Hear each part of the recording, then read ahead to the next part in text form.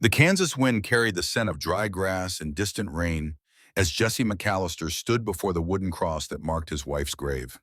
9 years had passed since Martha died, yet the pain still lived in his chest like a bullet he could not dig out. He held a bundle of wild prairie roses, their petals already wilting in the autumn heat. "I promised you I'd find something to live for again," Jesse whispered to the cross. His voice cracked despite himself. "But I haven't kept that promise, have I?" The wind answered with silence. Jesse was 42 years old, but some days he felt ancient. His hands were still strong from ranch work, his eyes still sharp from years as a cavalry scout. But his heart had gone quiet the day they lowered Martha into the ground. He remembered her last words, spoken in fever while their unborn child died inside her. "Promise me you'll find something to live for again, Jesse. Promise me you won't let the world make you small." He had promised. He had lied. Jesse placed the roses against the weathered wood and turned away. His ranch stretched across 160 acres of government land, earned through the Homestead Act after he left the cavalry in '77. He had built everything with his own hands. Fences, barn, house, all of it stood empty except for him and the cattle that grazed without caring whether he lived or died. The memories came without invitation. Wounded Knee Creek in the winter of '76. The screaming of women and children caught in crossfire. The blood on his rifle. The promises he made to Kun if he would just let Jesse survive to see Martha one more time.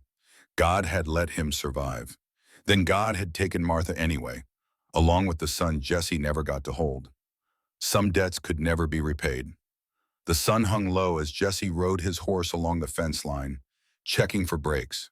Barbed wire, that invention from '74, had made ranching easier but meaner. The wire cut deep when you weren't careful. Jesse had scars on both forearms from careless mornings when his mind wandered to places it should not go. He found a section where the wire had snapped, probably from a spooked steer during last night's thunder. Jesse dismounted and pulled tools from his saddlebag. The work was simple. Cut away the damaged section. Splice in new wire. Pull it tight until your knuckles went white. Twist the ends together. Test the tension. His hands moved through the motions while his mind counted the days since he had spoken to another human being. 17. No, 18 if you did not count Sam Porter at the general store, who only grunted when Jesse bought supplies. By the time Jesse finished the fence, the sun had dropped another hand's width toward the horizon. He should have ridden straight home to feed the cattle and check the water troughs. But something pulled him toward the western road, the one that ran past St. Joseph's Mission. The orphanage sat on a small hill, its white chapel visible for miles across the prairie. Jesse had avoided the place for years. Too many children, too many reminders of the son or daughter he would never hold. But today, something was different. Today, his horse seemed to choose the path without Jesse's guidance, as if the animal knew something its master did not. The mission grounds were quiet when Jesse arrived. A few children played near the vegetable garden, their laughter thin in the cooling air. 2 nuns hung laundry on a line that sagged between wooden posts. The smell of baking bread drifted from the kitchen. Jesse dismounted near the workshed and found what he was looking for. Daniel Gray, an 11-year-old boy with dark hair and serious eyes, was kneeling beside a broken wagon wheel, his small hands struggling with a bent axle that refused to cooperate.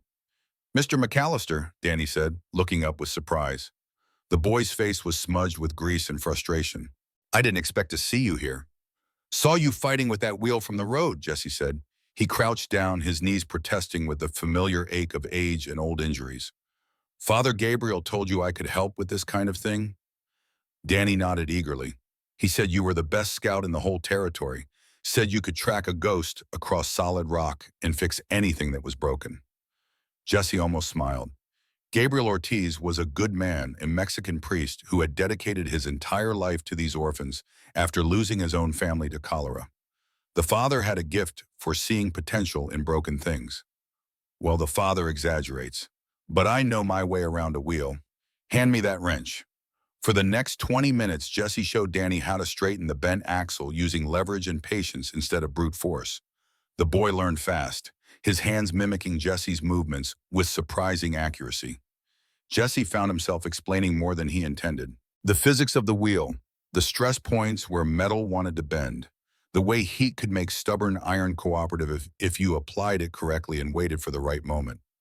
My pa used to fix things, Danny said quietly, working the axle with new confidence. Before the fever took him and Ma, he said a man who could fix things would never starve. Your pa was right. Do you miss your wife? The question hit Jesse like a fist to the sternum. He paused, wrench in hand, every single day. Does it get easier? No, you just get better at carrying it. They worked in silence for a while. The wheel began to take shape under their combined effort. Jesse tightened the final bolt and spun the axle. It turned smooth and true. Why'd you stop being a scout? Danny asked suddenly. Jesse's hands paused. That's a long story. Father Gabriel says the long stories are the important ones. The short ones are just facts. The long ones are truth. Jesse looked at the boy. Danny had lost his parents to scarlet fever 2 years ago. The mission was all he had now. No family, no home, except this place. Yet here he was, asking questions about truth like it mattered more than safety. I stopped because I got tired of seeing people die, Jesse said finally. Thought maybe if I just tended cattle and kept to myself, I wouldn't have to see that anymore. Did it work? No, it just made me lonely. Danny considered this with the seriousness of someone much older. Father Gabriel says being lonely is worse than being scared. He says scared means you still care about something. Lonely means you've given up. The father's a smart man. They finished the wheel together. Danny tested it, spinning the repaired axle with satisfaction. The rim wobbled slightly, but it would hold. Thank you, Mr. McAllister. I couldn't have done it without you. Jesse stood, brushing dirt from his knees. His back complained about the crouching. You did most of it yourself. You just needed someone to show you how.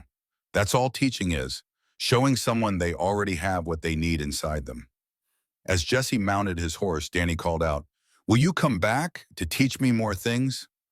Father Gabriel says I need to learn a trade. Jesse looked down at the boy.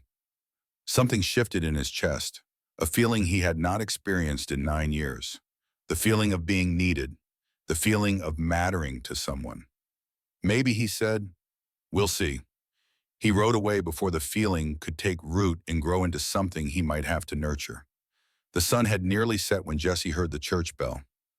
Not the regular evening call to Vespers, but something frantic, irregular, desperate.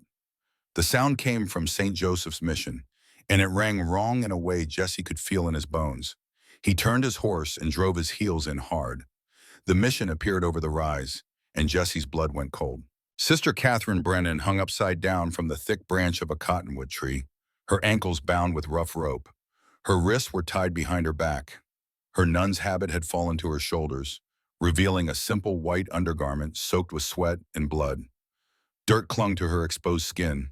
She was screaming at the sky, her voice raw and animal, the sound of someone who had been screaming for a very long time. Jesse reined his horse so hard the animal reared.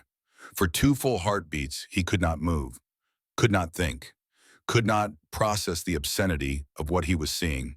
A woman of God, tortured, displayed like a carcass left to warn trespassers. Sister Catherine saw him. Her screaming stopped. Shame flooded her face worse than any physical pain. Her eyes went wide with a humiliation that cut deeper than rope burns. Don't look at me like this, she gasped. Please, just cut me down or leave me here, but don't look. Jesse dismounted. His hands shook as he pulled his knife. The rope was cowboy work, tied fast and meant to hurt, meant to teach a lesson through pain. Jesse cut the knot carefully, sawing through hemp fibers that had been pulled tight enough to cut circulation. But he did not let her fall. He caught her hips with one arm, steady as a fence post, then lowered her to the ground with slow, deliberate care. Catherine stumbled when her feet touched earth.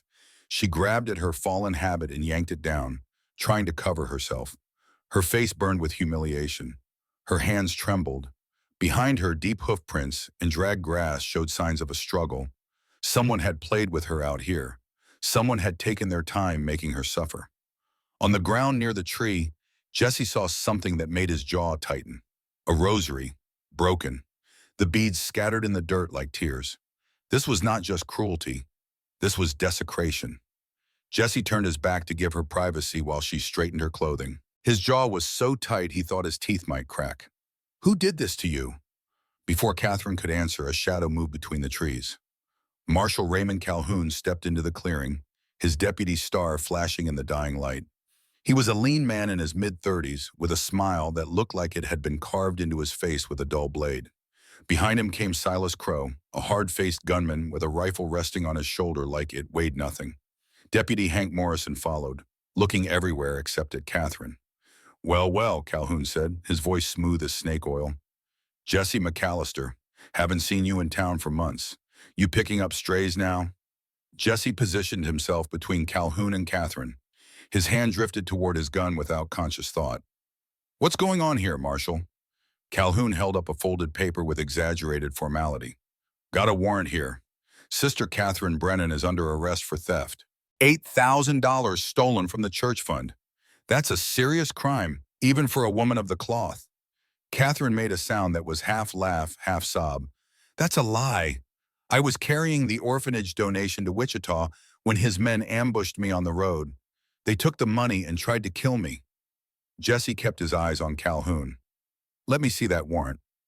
Calhoun handed it over with exaggerated courtesy, like a gentleman offering a lady his handkerchief. Jesse unfolded the paper and read slowly. The ink was fresh, barely dry.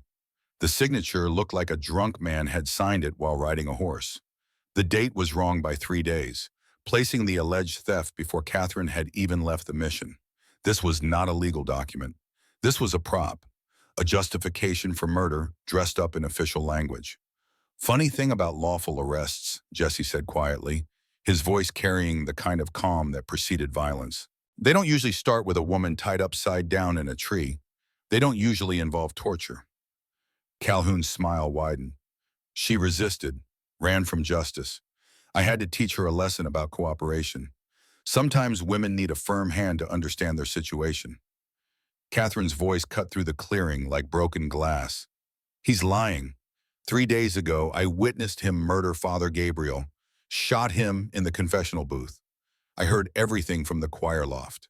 I heard Father Gabriel beg for his life. I heard the gunshots. 2 of them." Jesse's world tilted. Father Gabriel was dead. The man who had just praised Jesse to a young boy.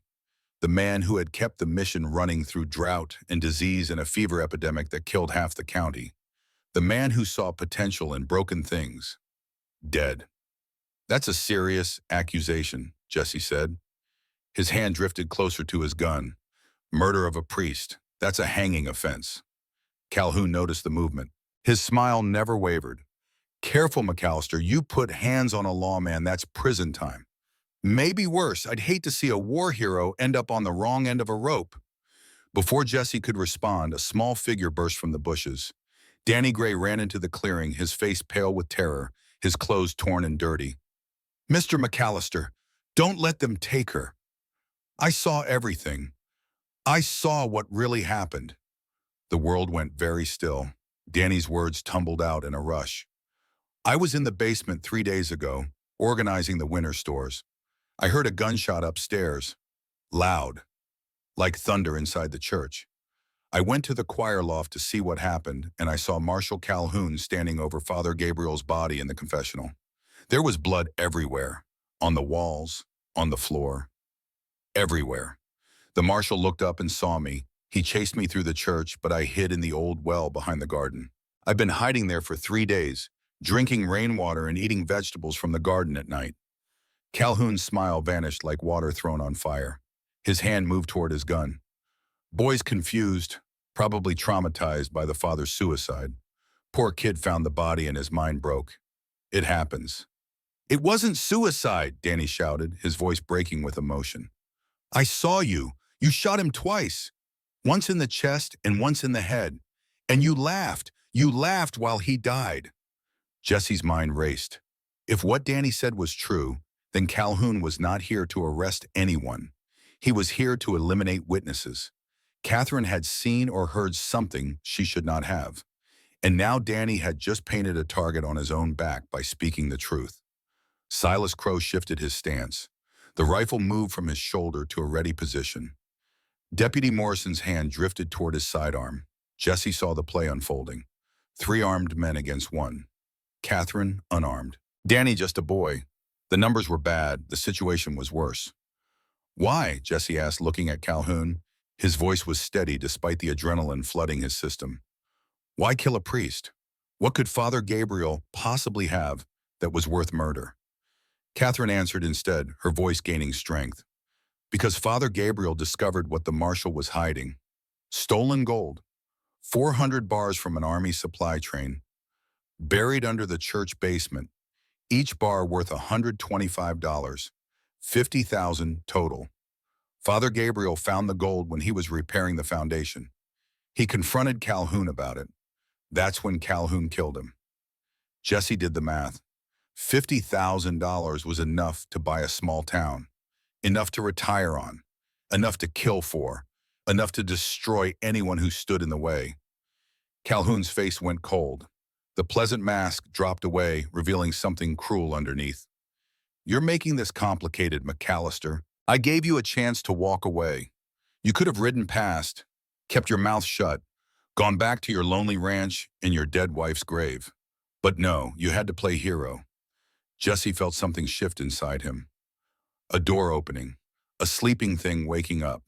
He remembered a day 9 years ago when Martha begged him not to let the world make him small. He remembered promising he would find something to live for. He looked at Danny's frightened face, at Catherine's desperate eyes, at the marshal who thought a badge made him untouchable. Jesse made his choice. Danny, Jesse said quietly, get behind me, now. The boy obeyed instantly, ducking behind Jesse's broad back. Jesse looked at Calhoun. I've been quiet for 9 years, Marshal. Kept to myself, minded my own business, built fences, raised cattle, let the world pass me by. But I won't be quiet about this. I won't walk away while a child and a woman of God need help. Then you're a fool, Calhoun said. Maybe. But I'm a fool who knows what's right. And I'm a fool who's tired of being afraid. Calhoun nodded to Silas. The gunman raised his rifle in one smooth motion. Jesse moved faster than he had in years. Muscle memory from cavalry days took over. He shoved Catherine and Danny to the ground as the rifle cracked. The bullet passed through the space where Jesse's head had been a heartbeat before. Wood splintered from the cottonwood tree. Bark exploded. Birds erupted from the branches in a panic of wings. Jesse's hand found his gun. The Colt Peacemaker cleared leather, smooth and fast, the weight familiar in his palm. Jesse fired once. The bullet caught Silas Crow in the hand, right through the palm. The rifle clattered to the dirt. Silas screamed and stumbled backward, clutching his ruined hand. Blood poured between his fingers. Deputy Morrison drew his weapon. Jesse spun and fired again. The shot went wide on purpose, a warning. The bullet kicked up dirt 6 inches from Morrison's boot. Morrison froze, his gun half raised, fear replacing duty in his eyes. Calhoun backed away, his own weapon still holstered. He was smart enough to know he was outmatched. Jesse had been a cavalry scout. He had survived Wounded Knee Creek. He knew how to kill. You just assaulted an officer of the law, McAllister. That's a hanging offense. Every lawman in the territory will hunt you. Then I guess we're both criminals now, Jesse said. A 4th gunshot cracked from the tree line. Jesse felt something hot slice across his shoulder. Pain exploded. Blood bloomed through his shirt, spreading fast. He turned and saw a figure in the shadows repositioning. Blackjack Reed, Calhoun's best sharpshooter, working the lever on his rifle for another shot. Run, Jesse shouted. Catherine grabbed Danny's hand. The boy's fingers were ice cold with fear. Jesse provided covering fire, shooting twice more into the trees. Blackjack ducked behind an oak trunk. Jesse ran to his horse, hauling Catherine up first by her waist, then Danny. The horse protested the weight but obeyed when Jesse drove his heels in hard. They galloped into the failing light, with the sound of gunfire chasing them like thunder. Jesse counted shots. 5 more from behind. None found their mark. He pushed the horse harder, knowing the animal could not sustain this pace for long. Jesse did not stop until they were 3 miles from the mission. His shoulder burned where the bullet had grazed him. Blood soaked his shirt, warm and sticky against his skin. Danny clung to Jesse's back, small hands gripping Jesse's belt like a lifeline. Catherine sat behind Danny, her arms wrapped around both of them, her body pressed close for balance. When Jesse finally slowed the horse to a walk, his breath came in ragged gasps. The adrenaline was fading, leaving pain and clarity in its wake. He had just fired on a United States Marshal. Whether Calhoun was corrupt or not, Jesse had crossed a line he could never step back over. There would be consequences. Wanted posters, bounties, men who would hunt him for money, or duty, or both. "Are you hurt badly?" Catherine asked, her voice steadier than Jesse expected. "Just a scratch," Jesse lied. The wound was deeper than he wanted to admit. They rode in silence for another mile. The prairie stretched endless around them, painted gold and purple by the dying sun. Jesse found an abandoned ranch house, its walls sagging but its roof still intact. The place had been empty since the fever epidemic of '78. The family who owned it had died within a week of each other. No one wanted to live where so many had died. Superstition ran deep in Kansas. Jesse helped Catherine and Danny dismount. The boy's legs shook when his feet hit the ground, adrenaline crash setting in. Catherine looked steadier, but her eyes held a kind of wild desperation that Jesse recognized. She was holding herself together through sheer will, the same way soldiers did after their first battle.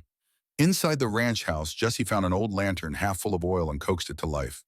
The main room was thick with dust, but it offered shelter. Jesse sat heavily on a wooden chair that groaned under his weight. His shoulder throbbed in time with his heartbeat. Danny immediately came to his side. "Let me help," the boy said. Jesse unbuttoned his shirt with his good hand, revealing the bullet graze. It was not deep, but it bled freely. The wound cut a furrow across his shoulder, angry and red.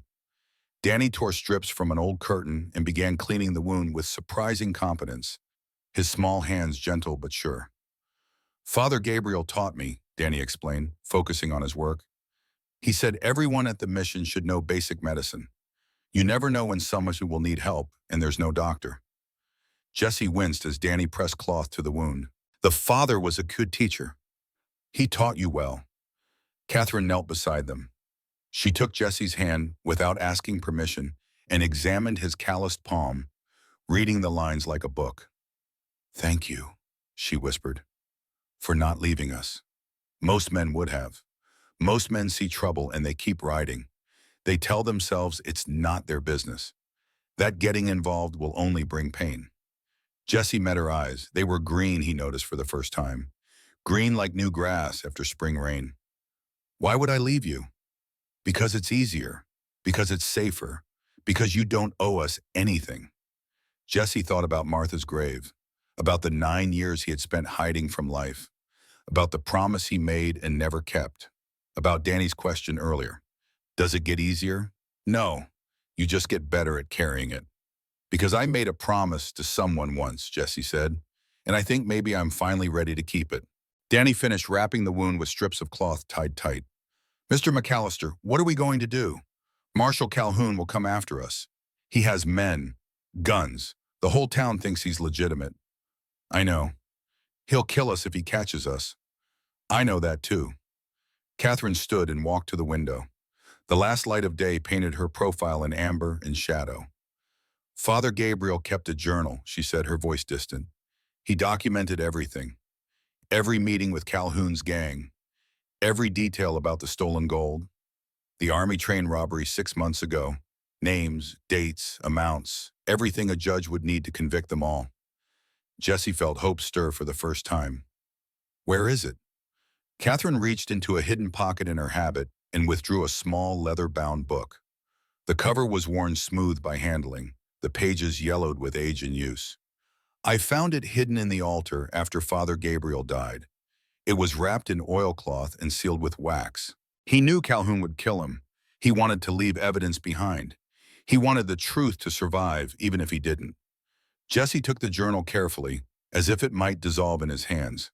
He opened to a random page and read Father Gabriel's neat handwriting by the flickering lantern light. Details of the robbery. The route of the Army supply train from Fort Leavenworth to Fort Riley. The date, April 3rd, 1886. The amount stolen, 50,000 in gold bars, each stamped with the Army seal. The names of the thieves, Raymond Calhoun, Silas Crow, Blackjack Reed, Hank Morrison. 4 other names Jesse didn't recognize. Jesse flipped through more pages. maps showing where the gold was hidden. Witness statements from people who had seen Calhoun's men near the railroad tracks.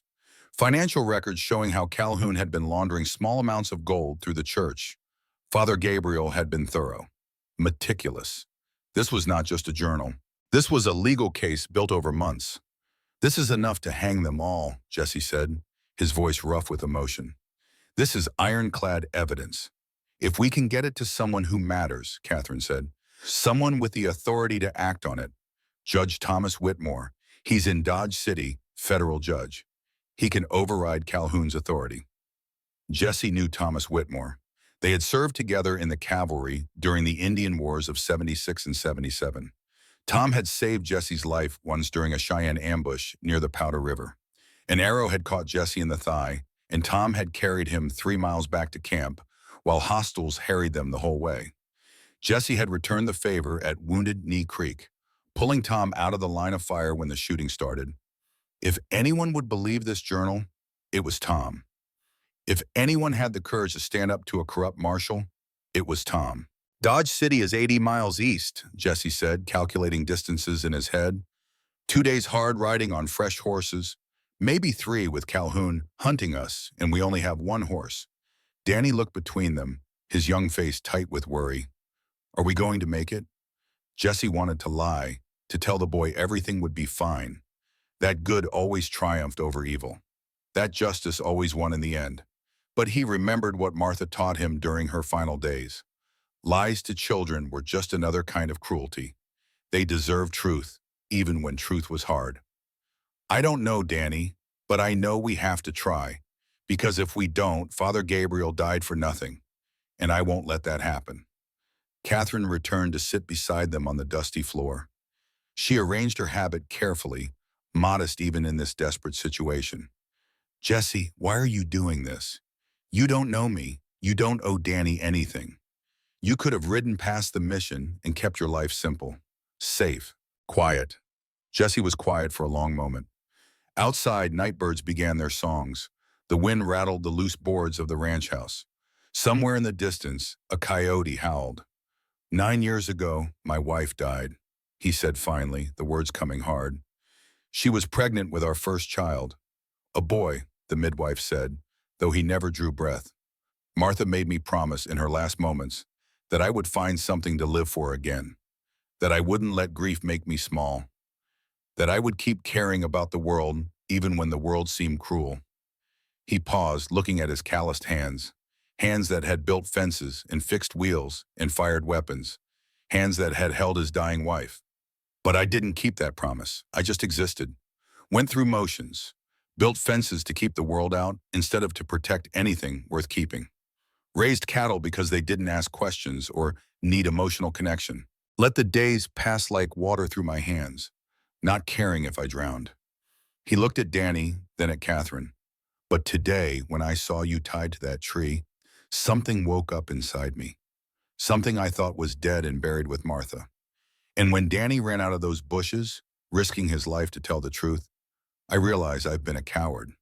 I've been hiding behind grief like it was armor.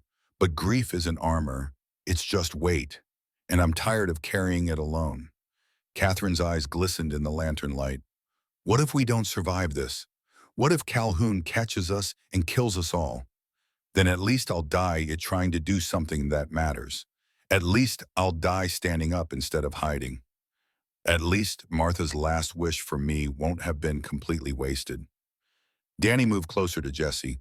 The boy's small hand found Jesse's larger, scarred one and held tight. "Mr. McAllister, can I call you Jesse? Mr. McAllister feels too formal for people who've been shot at together." "I'd like that.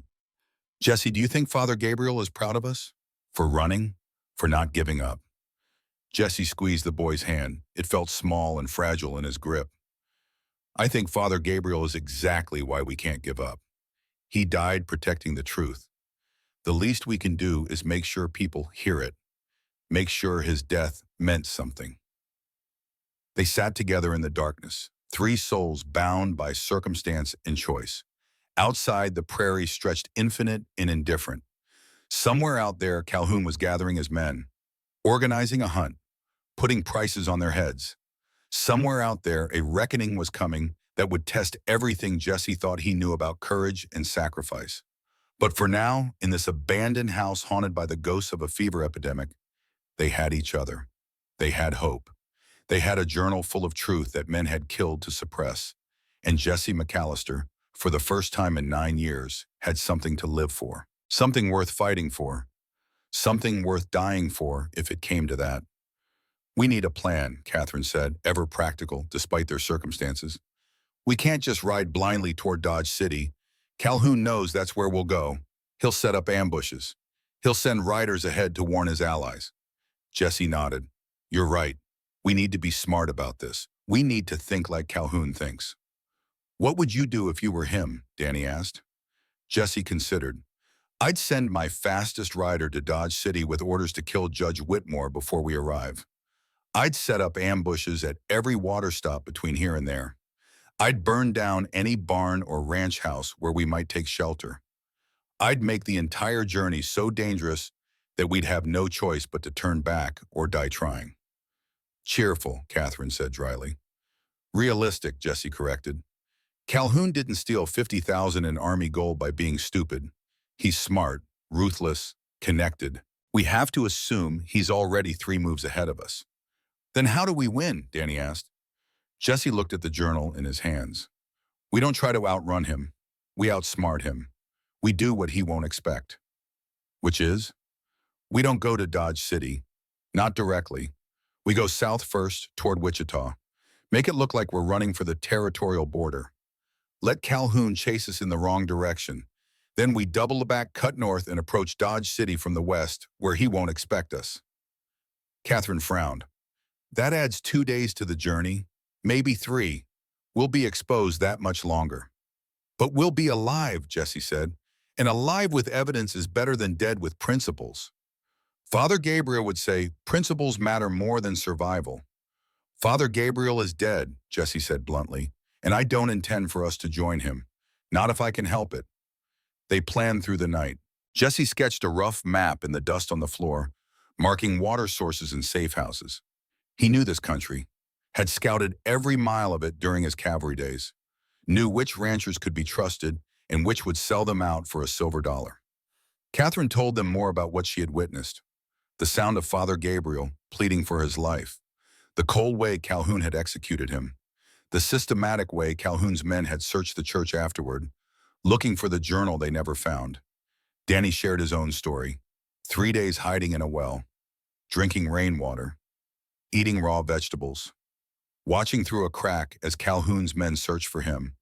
The terror of staying silent while Boots walked past inches from his hiding place. As dawn approached, Jesse made a decision. "We move in 1 hour. We'll ride hard for 6 hours, rest the horse for 2, then ride again. We'll travel mostly at night when we can. Stay off the main roads. Avoid towns. Trust no one except Judge Whitmore." "What about supplies?" Catherine asked. "We have no food, no water, no extra ammunition." Jesse stood and walked to the corner of the room. He pulled up a loose floorboard and reached into the darkness beneath. His hand emerged holding a small leather pouch. He opened it to reveal 20 silver dollars, tarnished but real. "Emergency fund," Jesse explained. "The family who lived here kept it hidden. I found it years ago when I was tracking a horse thief through this area. Never told anyone. Figured whoever needed it most would find it when the time came." "And you think the time is now?" Catherine asked. "I think we need it more than ghosts do." With the money, they could buy supplies at an isolated trading post Jesse knew about. It was run by a half-Cheyenne woman named Sarah Blackbird, who asked no questions and remembered no faces. She would sell them food, water, and ammunition without reporting it to any marshal. As the first light of dawn touched the horizon, Jesse helped Danny and Catherine prepare to leave. He checked his gun. 6 rounds loaded, 12 more in his belt. Not enough for a prolonged fight, but enough to make anyone think twice about approaching. Catherine folded the journal into her habit again, securing it against her body. "If something happens to me, you take this to Judge Whitmore." "Nothing's going to happen to you," Jesse said. "But if it does, I'll burn down Dodge City to deliver this journal myself." She smiled for the first time since he had cut her down from the tree. It was a sad smile, but real. "You're a good man, Jesse McAllister." "I'm trying to be. For the first time in 9 years, I'm actually trying. They mounted the horse together, Danny in front, Catherine behind, Jesse taking the rear position where he could watch for pursuit. The horse was tired but willing. Jesse set a steady pace eastward, toward the rising sun that painted the prairie in shades of gold and blood. Behind them, somewhere in the darkness they were leaving, Marshal Raymond Calhoun was organizing his hunt, gathering men, loading weapons, planning murder dressed up as justice. But ahead of them, 80 miles through hostile country, Judge Thomas Whitmore waited in Dodge City, a man who still believed in law, in truth, in the idea that justice could triumph over corruption. Jesse just had to keep Catherine and Danny alive long enough to reach him. The shepherd had found his flock. Now he had to guide them through the valley of the shadow of death. And Jesse McAllister, broken by grief and rebuilt by purpose, would let no wolf take them while breath remained in his body. The journey to Dodge City had begun, and there would be blood before it ended. The sun climbed higher as Jesse pushed the horse east through rolling prairie that stretched like an ocean frozen in grass. Danny dozed against Jesse's chest, exhausted from 3 days of hiding and fear. Catherine sat rigid behind them, her arms wrapped around Jesse's waist for balance. Every few minutes, Jesse twisted in the saddle to scan the horizon behind them. Nothing yet, but Calhoun would come. Men like that always did. By mid-morning, the horse was laboring. Foam flecked its neck. Its breathing came hard and ragged. Jesse knew the animal could not maintain this pace much longer. They needed rest, water, a plan better than running blind into territory Calhoun controlled. There, Jesse said, pointing to a line of cottonwoods in the distance. Creek, we'll stop there for an hour, let the horse recover. They reached the creek and dismounted. The water ran clear and cold over smooth stones. Jesse let the horse drink while Danny splashed his face and Catherine refilled their single canteen. The boy looked better with some sleep, but dark circles still shadowed his eyes like bruises. How far have we come? Catherine asked, wringing water from her habit. Maybe 15 miles. Not enough. How far do we need to go? 80 more if we head straight to Dodge City, but straight lines get you killed when someone's hunting you. Catherine's face fell. Then what do we do? Jesse knelt beside the creek and cupped water in his hands. It was cold enough to make his teeth ache. He drank deeply, then splashed his face. The bullet graze on his shoulder throbbed with each heartbeat. We changed tactics. Calhoun expects us to run scared through back country, so we do the opposite. Which is? Catherine asked. Jesse pulled out the emergency money. 20 silver dollars clinked in his palm. We catch a train. The Kansas Pacific Railway runs through Carson Creek, about 30 miles south of here. Trains leave twice a day heading east. One at dawn, one at dusk. If we can reach Carson Creek by tonight, we can board the evening train. It'll take us to Dodge City in 4 hours instead of 4 days on horseback. Danny looked up sharply, water dripping from his chin. Won't Calhoun think of that too? Maybe, but he'll think we're too smart to do something so obvious. He'll expect us to hide, to sneak through wilderness, to avoid civilization. He won't expect us to board a public train in plain sight. Catherine frowned, working through the logic. It's risky. If he does have men at the station, we'll be trapped. Everything's risky now, Jesse said, but a 4-hour train ride beats 4 days of being hunted across open prairie. They rested for exactly 1 hour. Jesse used the time to clean his gun and check the loads. 6 rounds in the cylinder, 12 in his belt. Not enough for a prolonged fight. He needed more ammunition, but that would have to wait until they reached civilization. Catherine washed the blood from her habit as best she could, but rust-colored stains remained. Evidence of her torture. She worked in silence, her jaw tight with determination. Danny practiced the knots Jesse had shown him earlier, his small fingers working the rope with growing confidence. Why are you teaching me this? Danny asked, holding up a decent bowline. Because a man who can tie a good knot can save his life, Jesse said, checking the knot's integrity. Can save someone else's life too. Skills matter more than strength when you're in trouble. Did someone teach you? My father. Before he died at Wilson's Creek in '61. I was 12, about your age. Danny's hands paused on the rope. What was he like? Jesse was quiet for a moment, memories surfacing like fish in dark water. Tough, fair. He believed in doing what was right even when it cost him. especially when it cost him. He didn't have to fight in that war. Kansas wasn't even officially a state yet, but he believed slavery was wrong, so he joined up, died for that belief. Do you think he'd be proud of you now? Danny asked. The question hit Jesse harder than expected. I hope so. I wasted a lot of years after Martha died. Years he would have told me to use better.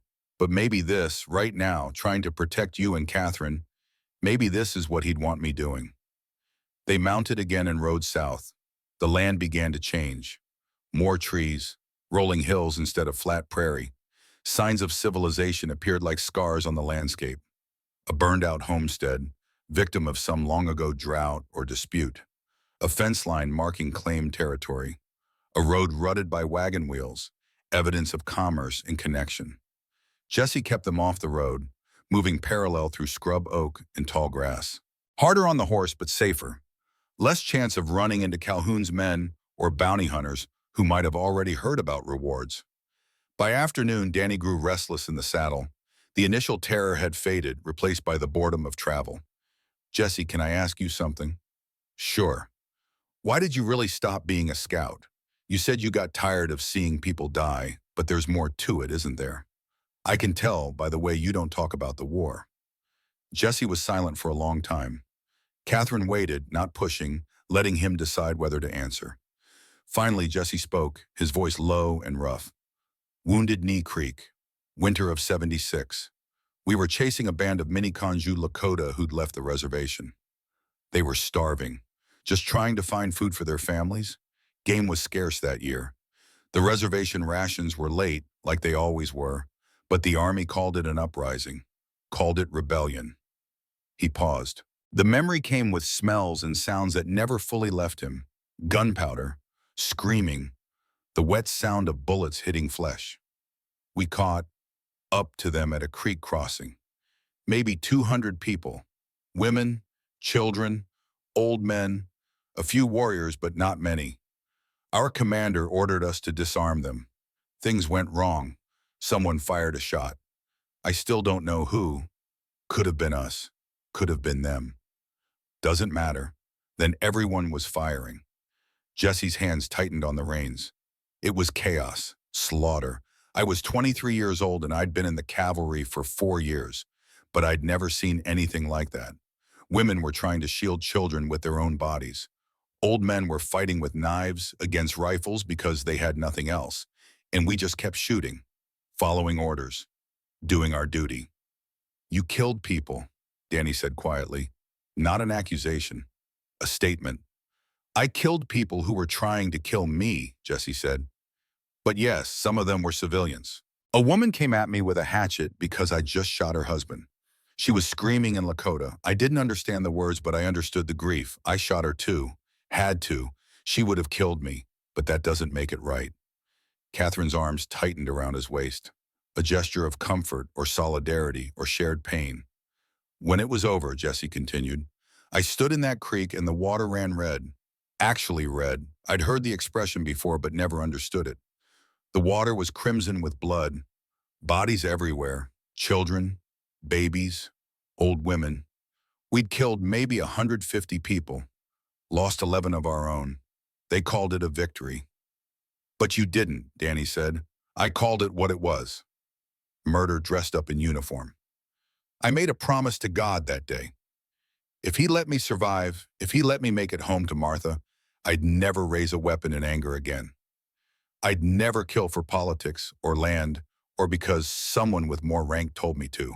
But you shot Silas yesterday, Danny pointed out. I shot him to protect you, to protect Catherine. That's different than killing because it's convenient or profitable or because you're following orders you know are wrong. Was it though? Danny asked. The question held genuine curiosity, not challenge. Jesse looked down at the boy. I hope so, because if it's not, then I broke my promise to God for nothing. Then I'm just another killer with a better excuse. They rode in silence after that. Jesse's shoulder throbbed where the bullet had grazed him. The makeshift bandage Danny had applied was soaked through with blood. Jesse knew he needed proper medical attention, but there was no time. No safe place to stop. Forward motion was survival. As the sun began its descent toward the horizon, painting the prairie in shades of amber and gold, they crested a hill and saw Carson Creek spread out below them. It was barely a town. Maybe 24 buildings clustered around the railway station like chicks around a hen. A general store with peeling paint, a saloon with broken windows, a livery stable that leaned slightly to one side. The train tracks cut through the center like a silver scar dividing past from future. Jesse studied the town through narrowed eyes, every instinct on alert. Smoke rose from the saloon chimney. A few horses stood tied to hitching posts, tails swishing at flies. A dog slept in the middle of the main street. Everything looked normal, peaceful, ordinary, too ordinary. "Something's wrong," Catherine said, her voice tight. "You feel it too?" "The town's too quiet. Where are the people? It's late afternoon. There should be activity, movement." Jesse counted horses carefully. 5 at the saloon, 3 at the general store, none at the livery. In a town this size at this hour, with a train due soon, there should be more visible activity, more signs of commerce and life. "Could be nothing," Jesse said, but his hand drifted to his gun anyway. They approached slowly, staying in the tree line until the last possible moment. Jesse dismounted first and helped Catherine and Danny down. The horse's legs trembled with fatigue. The animal had given everything today. Pushed beyond normal limits, it needed rest and grain and water. "We need tickets and supplies," Jesse said, scanning windows for movement. "Station's right there, 50 yards. "We should scout it first," Catherine said. "Make sure it's safe." "No time. Train leaves in 30 minutes according to the schedule. We missed this one. We're stuck here overnight. That's too dangerous." "So is walking into a trap." "Everything's a trap now," Jesse said. "We just have to choose which trap has the best odds." He looked at Danny. "You stay with the horse. If shooting starts, you run. Don't wait for us. Just run and hide." "No," Danny said, his young jaw set with determination. "We stay together. That's what Father Gabriel would say. We're stronger together than apart." Jesse wanted to argue, but he recognized the futility. The boy was right. Splitting up would leave Danny vulnerable and alone. "All right, but you stay behind me, always. Understood?" "Understood." They walked into town as the sun touched the horizon, casting long shadows that made every building a potential hiding place. The saloon doors were closed. The general store looked abandoned. The only sound was wind rattling loose boards and the distant whistle of an approaching train. Jesse's instincts screamed danger with every step. They were 20 feet from the train station when the door opened with a creak that sounded unnaturally loud. A man stepped out, tall, lean, rifle held casually across his chest. Jesse's hand moved to his gun, but didn't draw, not yet. "Help you folks?" the man asked. His accent was wrong, too educated for a remote station agent. Eastern, maybe, certainly not Kansas-born. "Looking for train tickets," Jesse said, keeping his voice neutral. 3 passengers to Dodge City." The man smiled. It was not a friendly smile. It was the smile of a cat that had just cornered a mouse. "Funny thing, had another fellow come through this morning and asking about you. Described you pretty accurate, big fellow. Looks like a rancher but moves like a soldier. Traveling with a nun and a boy. Said you were dangerous criminals. Said there was a reward." Jesse's blood went cold. His peripheral vision expanded, taking in the entire scene. Movement at the saloon, 2 more men stepping out. One carried a shotgun, the other had a revolver already drawn. Behind them, another man appeared on the roof of the general store with a rifle aimed downward. 4 against 1. Danny and Catherine unarmed. The horse too tired to run. The mathematics of death were clear and unfavorable. "We don't want trouble," Jesse said carefully, his hand hovering near his gun. "Too late for that," the station agent said. His rifle moved fractionally, aiming at Jesse's chest. "You're worth $2,000, according to Marshal Calhoun. Dead or alive, though he prefers alive for questioning. I ain't particular either way. Money spends the same." Jesse's mind raced through scenarios. He could draw and shoot the station agent. Maybe get one of the others before they returned fire. But that left 2 more, plus the rifleman on the roof. And Danny and Catherine would be caught in the crossfire. The odds of all 3 surviving were effectively 0. Then Danny did something that changed everything. The boy stepped forward, moving in front of Jesse despite the obvious danger. His young voice rang clear and strong across the quiet street. My name is Daniel Gray. I'm an orphan from St. Joseph's Mission near Dodge City. 3 days ago, I witnessed Marshal Raymond Calhoun murder Father Gabriel Ortiz in cold blood. He shot Father Gabriel twice in the confessional booth, once in the chest, once in the head. Then he tried to kill me and Sister Catherine to cover up his crime. The station agent hesitated. His rifle wavered slightly. Kid, I don't care about your story. I care about $2,000. You should care, Danny said, his voice gaining strength. Because that man offering the reward, he's a murderer and a thief. He stole $50,000 in gold from an Army supply train 6 months ago. It's all documented in Father Gabriel's journal. Every detail, dates, names, amounts, witness statements. We're taking that journal to Judge Thomas Whitmore in Dodge City, federal judge. The only man in the territory with enough authority to arrest a corrupt marshal. Danny took another step forward. Jesse reached for him, but the boy evaded his hand. If you stop us, sir, you're not just collecting a bounty. You're helping a criminal. You're obstructing federal justice. You're making yourself an accomplice to murder, theft, and conspiracy. When Judge Whitmore hears about this, and he will hear about it, you'll hang alongside Calhoun. The station agent's face showed uncertainty for the first time. His eyes flicked to his companions, looking for guidance or support. He's just a kid, the man with the shotgun said. His voice held doubt. Maybe he's telling the truth. I signed on to collect a bounty on criminals, Jim, not to help some corrupt marshal cover up killing a priest. I don't want any part of that.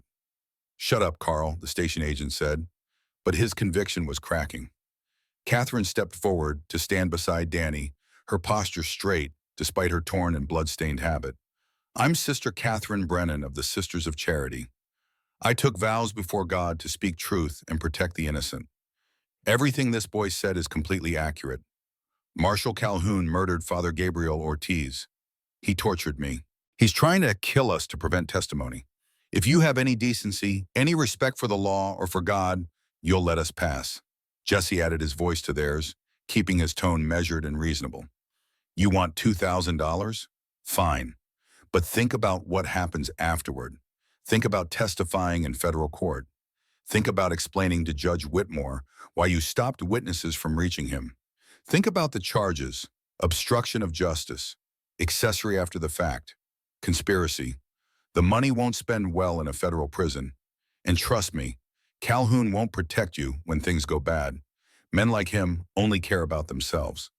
The station agent's rifle lowered an inch, 2 inches. His finger moved off the trigger. How do I know you're not lying? How do I know Calhoun's the bad one here? You don't, Jesse admitted, but ask yourself this. Would a real criminal bring a nun and a child on the run? Would a real criminal be heading toward a federal judge instead of away from civilization? Would a real criminal tell you exactly what evidence they're carrying? The man with the shotgun lowered his weapon completely. Jim, let them go. This don't smell right. If they're lying, the judge will sort it out. But if they're telling the truth and we stop them, we're accessories to murder. I got a wife and kids. I ain't hanging for Calhoun's bounty. The station agent looked at the man on the roof. Deacon, what do you think? The rifleman called down. I think I don't shoot nuns and children for money. Never have. Never will. Let them pass, Jim. The station agent stared at Jesse for a long moment. Whatever he saw in Jesse's eyes made his decision. Get out of here. Take your train. Tell your story to the judge. But if I find out you're lying, if this is some con, I'll hunt you myself. I know people in Dodge City. I'll know if you're telling the truth. Jesse didn't wait for the man to change his mind. He grabbed Danny's hand and Catherine's elbow and walked quickly toward the station platform. His back itched, expecting a bullet any second, but none came. Behind them, the 4 men watched but didn't follow. Inside the station, they bought tickets from a nervous clerk who had clearly heard everything through the thin walls. The evening train was due in 15 minutes. Jesse used the last of their money to buy bread, cheese, dried meat, and water from the general store. The proprietor served them quickly and avoided eye contact, clearly wanting no part of whatever trouble they represented. As they waited on the platform, Jesse scanned the surrounding buildings continuously. The four men had disappeared back into the saloon, but Jesse knew they were watching. If the train didn't arrive soon, greed might overcome conscience.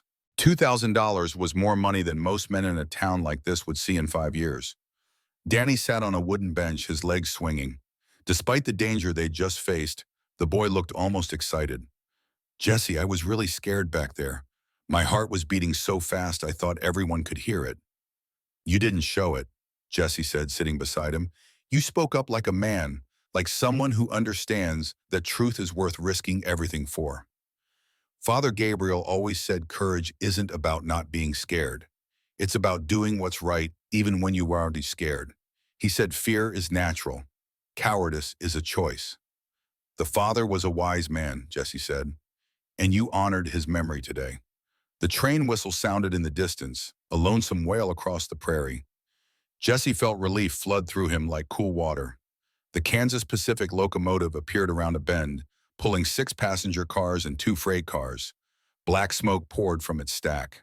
It rolled to a stop with a hiss of steam and screech of brakes that sounded like salvation. They boarded quickly, finding seats in the rear car. The car was half empty, a few traveling salesmen with sample cases, a woman with 2 small children who looked exhausted from travel, an elderly couple who looked like farmers heading to visit family. Normal people living normal lives, unaware they were sharing a train with fugitives. As the train lurched into motion, Jesse finally allowed himself to relax slightly. They were moving, putting distance between themselves and immediate danger. 4 hours to Dodge City, 4 hours closer to Judge Whitmore, and whatever passed for safety these days. Danny pressed his face to the window, watching Kansas roll past in the fading light. It's so fast. We must be going 20 miles an hour. Closer to 30, Jesse said. Modern trains can hit 40 on straight track. Catherine sat across from them, her hands folded in her lap. Exhaustion lined her face, but her eyes remained alert. We made it, she said softly. I didn't think we would, but we did. We're not safe yet, Jesse cautioned, his natural pessimism reasserting itself. Calhoun could have men on this train, or waiting at stations down the line. He's smart, ruthless. He'll have contingencies. As if summoned by Jesse's words, the door at the front of the car opened with a bang. A man walked through, moving with purpose. Tall, hard-faced, eyes scanning each passenger with professional intensity. He wore a long coat despite the warm evening, the kind of coat that hides weapons. The man's gaze swept across the car methodically, row by row, face by face. Jesse's hand moved slowly toward his gun, trying not to draw attention. Then a second figure entered behind the first, and Jesse's heart stopped. Silas Crow. His right hand was wrapped in bloody bandages from where Jesse had shot him yesterday. His left hand rested on his gun. He moved down the aisle slowly, limping slightly, fury evident in every line of his body. Jesse felt Catherine tense beside him. Danny's eyes went wide with fear. They were trapped in a moving train car. Nowhere to run, nowhere to hide. Just a long metal tube full of civilians who would die if shooting started. Silas was 5 rows away, 4 rows, 3. Jesse calculated angles. If he drew now, he might get Silas before the other man could react.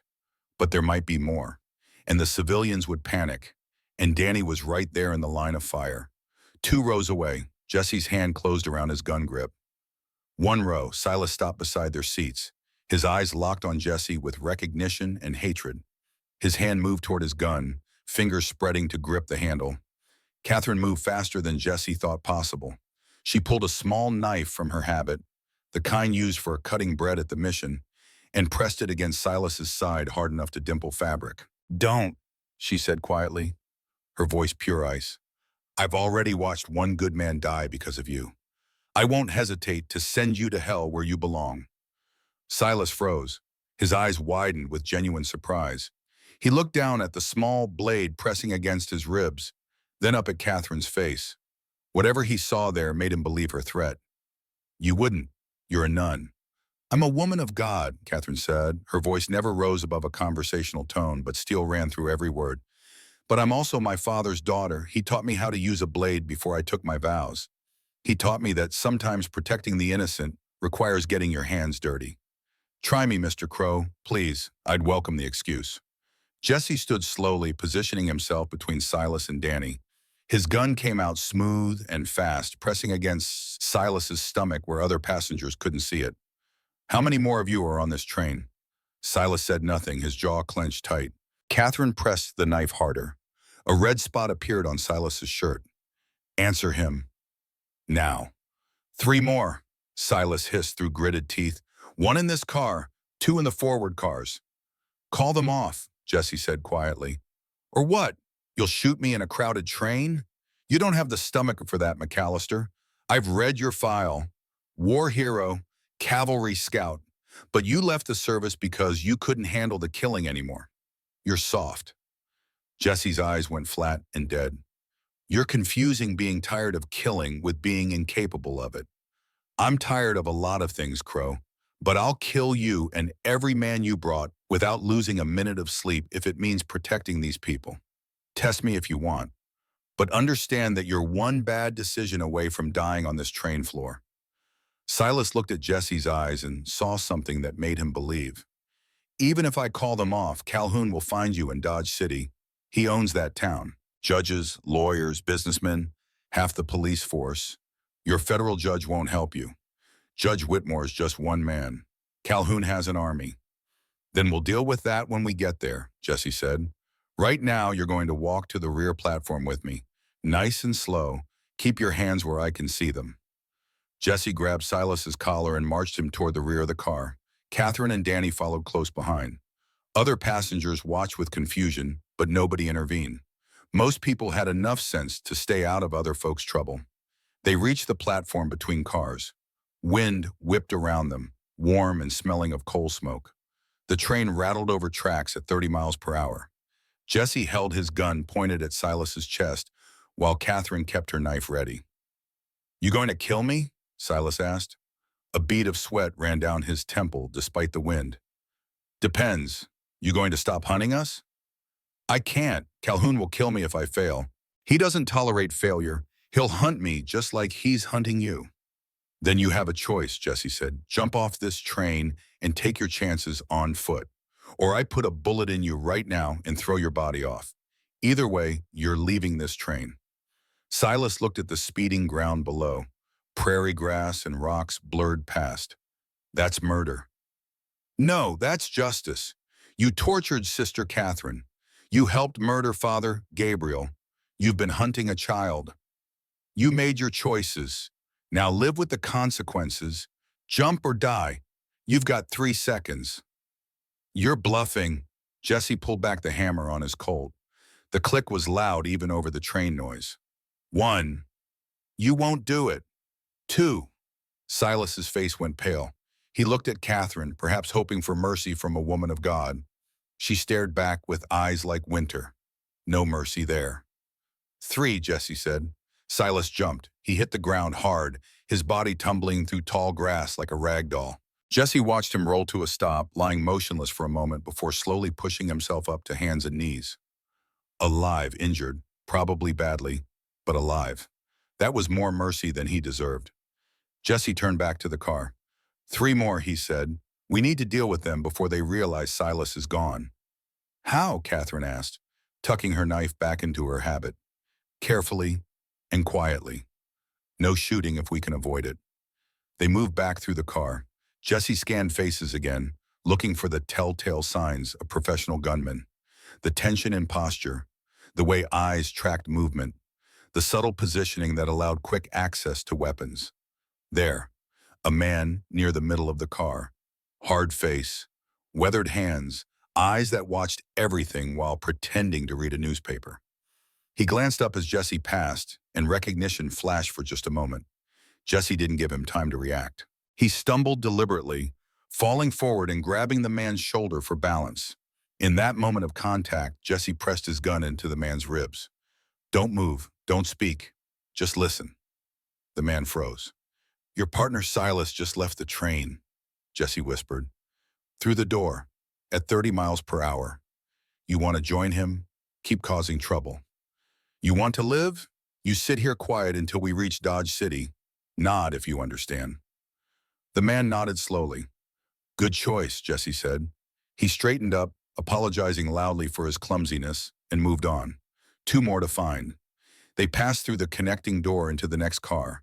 More passengers here. A group of cowboys heading home from a cattle drive. A circuit preacher reading his Bible.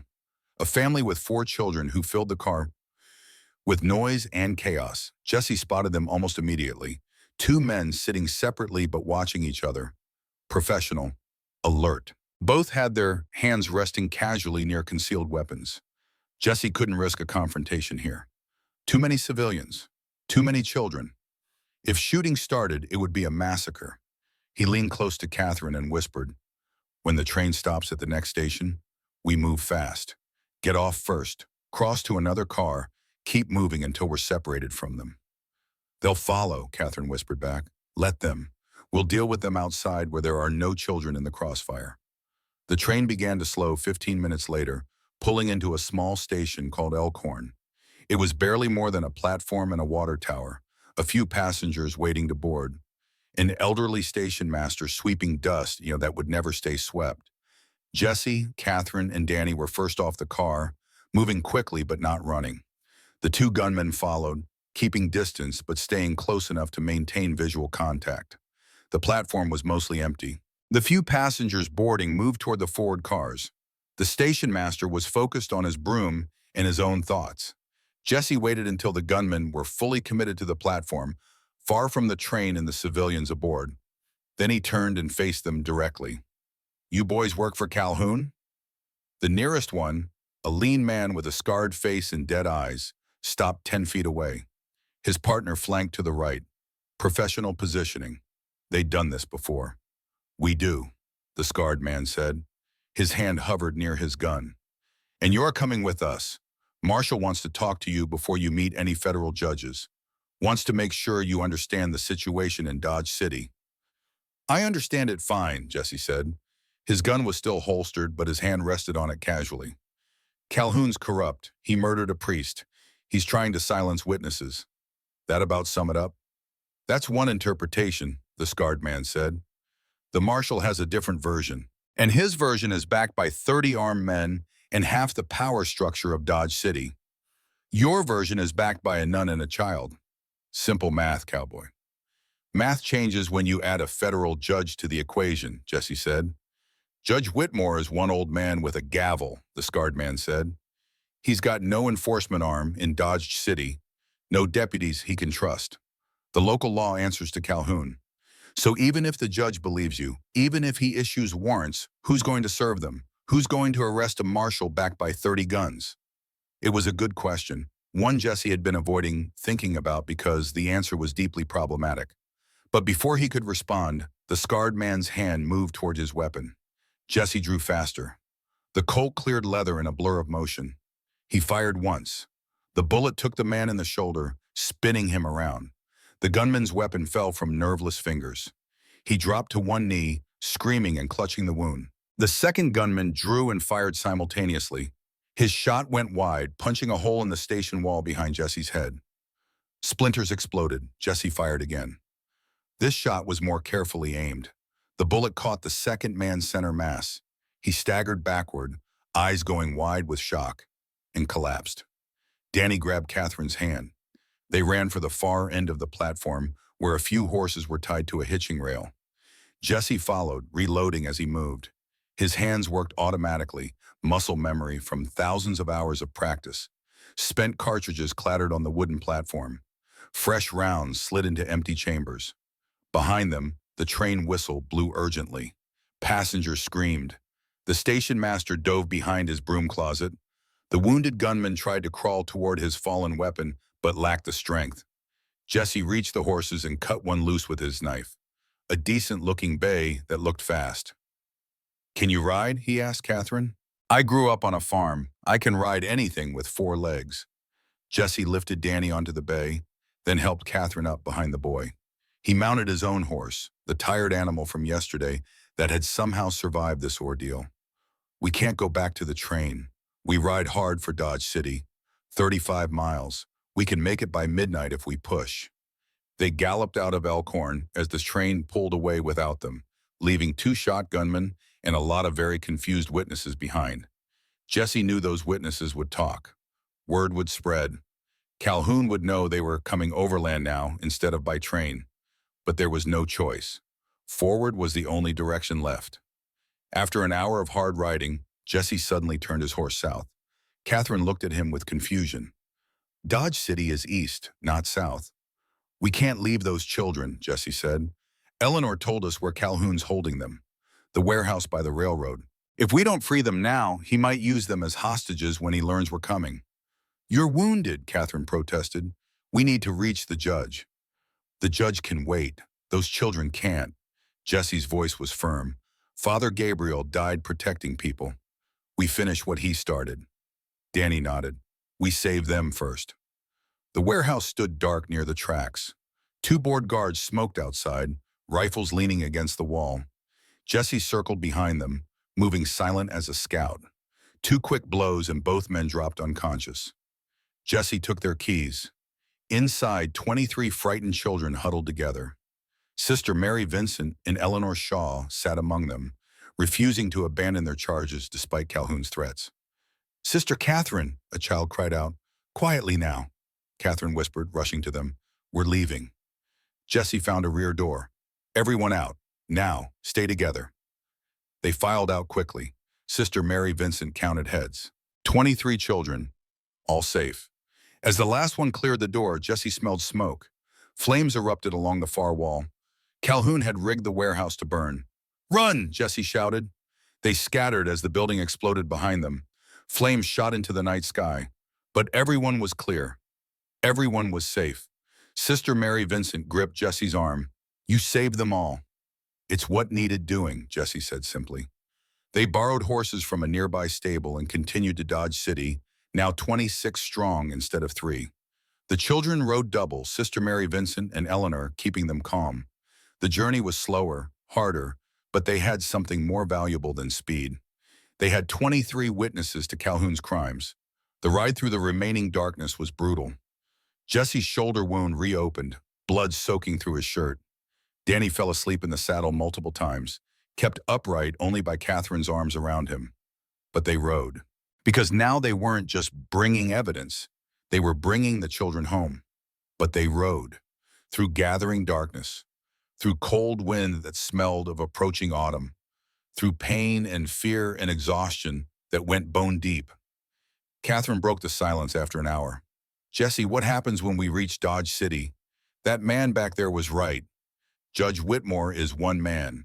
Calhoun has an army. How do we win this? Jesse had been thinking about exactly that question. We don't win through force. We win through exposure. Calhoun's power depends on secrecy, on people not knowing what he's done. We bring Father Gabriel's journal into the light.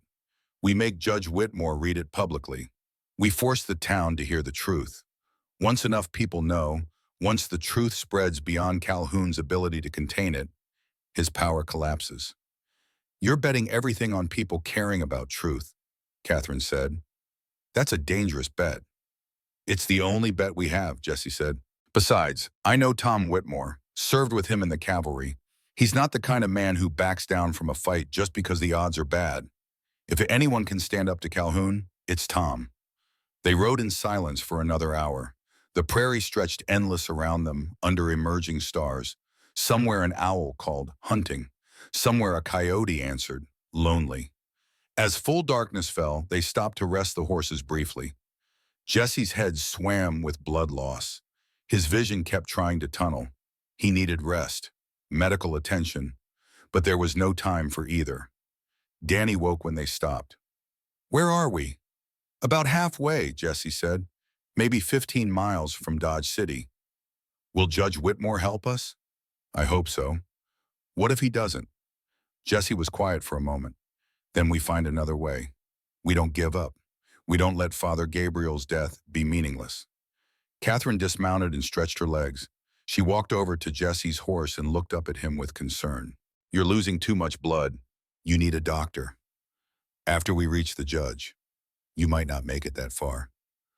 Then you take the journal and finish this without me. Jesse, Promise me, Catherine. If I fall, you keep going. You and Danny get that journal to Tom Whitmore no matter what. Promise me. She looked at him for a long moment. Then she nodded. I promise. They mounted again and rode through the night. Jesse's consciousness began to drift, mixing present with past. He saw Martha's face in the stars, heard her voice in the wind, felt her presence riding beside him like a ghost offering comfort or perhaps absolution. I'm keeping my promise, Jesse whispered to the darkness. I found something worth living for, worth dying for, if it comes to that. The lights of Dodge City appeared on the horizon near midnight, a constellation of electric street lamps and oil lanterns marking civilization and complexity in equal measure. Jesse felt relief so intense it made him dizzy. Or maybe that was blood loss. Hard to tell anymore. They slowed to a walk as they approached the outskirts. The town was quiet this late. A few saloons still showed light. The hotel, the marshal's office, which Jesse noted with dark irony. We need to find Judge Whitmore's house, Jesse said. His voice sounded distant to his own ears. Before Calhoun knows we're here. Where does he live? Catherine asked. North end of town, 2-story house with a blue door. Can't miss it. They navigated through dark streets, staying in shadows, avoiding main thoroughfares. Every distant voice made Jesse's hand move toward his gun. Every shadow could hide danger. Judge Whitmore's house appeared exactly as Jesse remembered. 2 stories, blue door, oil lamps burning in upstairs windows. Jesse dismounted and nearly fell. Catherine caught him, her surprising strength keeping him upright. I've got you, she said. I'm fine. You're not fine. You're dying. Now shut up and lean on me. They made it to the front door. Jesse knocked 3 times, hard, urgent. From inside came the sound of footsteps and a gruff voice. Who's there at this ungodly hour? Tom, it's Jesse McAllister. I need help. The door opened immediately. Judge Thomas Whitmore stood there in a nightshirt and robe, holding an oil lamp. He was 58 years old with a gray hair and a beard that had been brown when Jesse last saw him. His eyes widened in recognition. Jesse McAllister. I'll be damned. You look like hell. Feel worse, Jesse said. Then his legs gave out and he fell forward into darkness. Jesse woke to sunlight streaming through lace curtains and the smell of coffee brewing. His shoulder throbbed with a deep ache that told him he was alive and healing. He was in a proper bed with clean sheets. Someone had stripped off his bloody shirt and bandaged his wound with professional competence. For a confused moment, he thought he was back home on his ranch. Then memory returned with the weight of unfinished business. He sat up too quickly. The room spun. Pain lanced through his shoulder like hot iron. Easy there, soldier, came a familiar voice. Judge Thomas Whitmore sat in a chair by the window, reading a leather-bound journal with intense concentration. Father Gabriel's journal. You lost a lot of blood. Doc Patterson says you're lucky the bullet didn't go deeper. Another inch and it would have nicked an artery. Jesse swung his legs out of bed. His bare feet touched cool wooden floorboards. How long was I out? 6 hours. It's just past dawn. Your nun friend and the boy are downstairs having breakfast. My wife's feeding them like they haven't eaten in a week, which from what Catherine told me, they haven't. Jesse stood carefully, testing his balance. The room stayed mostly stable. You read the journal? Tom closed the book and set it on his lap. His face was grim. Every word, 3 times. If this is accurate, and I have no reason to doubt it is, Raymond Calhoun is the most dangerous criminal I've encountered in 20 years on the federal bench. This isn't just theft and murder. This is organized corruption on a scale that could destabilize the entire territorial justice system. Can you do anything about it? Jesse asked. He found his shirt, blood-stained but wearable, and pulled it on carefully. Legally, yes, I can issue arrest warrants. I can convene a grand jury. I can demand Calhoun stand trial for murder, theft, conspiracy, and a dozen other charges. Tom paused. Practically, that's more complicated. The man at Elkhorn Station said you have no enforcement arm here. No deputies you can trust. That true? Tom stood and walked to the window, looking out at Dodge City waking up below. Unfortunately, yes. The local law enforcement answers to Calhoun, the sheriff's department, the town marshal's office, all of them. I could deputize civilians, But who would volunteer to stand against 30 armed men? Most people in this town are good folks who just want to live their lives without trouble. So what do we do? Jesse asked, joining him at the window. We make this public, Tom said. Calhoun's power depends on operating in shadows, on people not knowing the extent of his corruption. We drag everything into the light. I'll hold a public hearing in the town hall this afternoon, open to all citizens. I'll present the evidence from Father Gabriel's journal. I'll take testimony from Catherine and young Daniel. I'll make sure every person in Dodge City hears the truth about their marshal. Calhoun won't let that happen, Jesse said. He'll attack before you can convene the hearing. Then we make sure people are watching when he does, Tom said. An attack on a federal judge conducting an official hearing? That's not something even Calhoun can explain away. It would force the territorial governor to intervene, maybe even bring in federal marshals from Topeka or Kansas City. It was a good plan, risky but good. You're betting Calhoun cares more about appearances than winning. I'm betting he's smart enough to know that killing a federal judge creates problems even 50,000 in stolen gold can't solve. Jesse wasn't so sure, but he didn't have a better plan. When do we start? Already started, Tom said with a slight smile. I sent my clerk out at first light to post notices about the hearing. 2 o'clock this afternoon, Town Hall, public testimony regarding criminal activities of Marshal Raymond Calhoun. Every busybody and gossip in Dodge City will show up just to see what the fuss is about. And Calhoun? I sent him an official summons, ordered him to appear and answer charges. He can comply or he can flee. Either way, he loses. Jesse had to admire the strategy. Tom had always been good at thinking 3 moves ahead. It was why he'd been such an effective cavalry officer. I want to be there, at the hearing. You're in no condition to fight. I'm in condition enough to stand beside you when Calhoun makes his move. Because he will make a move, Tom. Men like him don't go quietly. Tom studied Jesse's face. You've changed. When you left the cavalry, you swore you'd never point a gun at another human being. Now here you are, shot up and ready to do it again. I swore I wouldn't kill in anger or for politics, Jesse corrected. This is different. This is protecting people who can't protect themselves. This is making sure a good man's death means something. Father Gabriel? He died trying to expose Calhoun. The least I can do is finish what he started. Tom nodded slowly. All right, but you follow my lead. This is a legal proceeding, not a gunfight. We do this by the book. They went downstairs together. The judge's house was comfortable and well-appointed, the home of a man who had done well for himself through honest work. In the kitchen, Catherine sat at a large oak table with Danny, both of them eating eggs and biscuits like they were the finest meal ever prepared. Tom's wife, a handsome woman in her 50s named Margaret, hovered over them with maternal concern. Mr. McAllister, Danny said around a mouthful of biscuit, you're awake. We were worried. Takes more than a bullet graze to stop me, Jesse said, managing a smile. He accepted a cup of coffee from Margaret and drank it black and scalding. Catherine looked at him with relief evident in her green eyes. The doctor said you were fortunate. The wound was clean, no infection yet, though he warned that could change if you don't rest.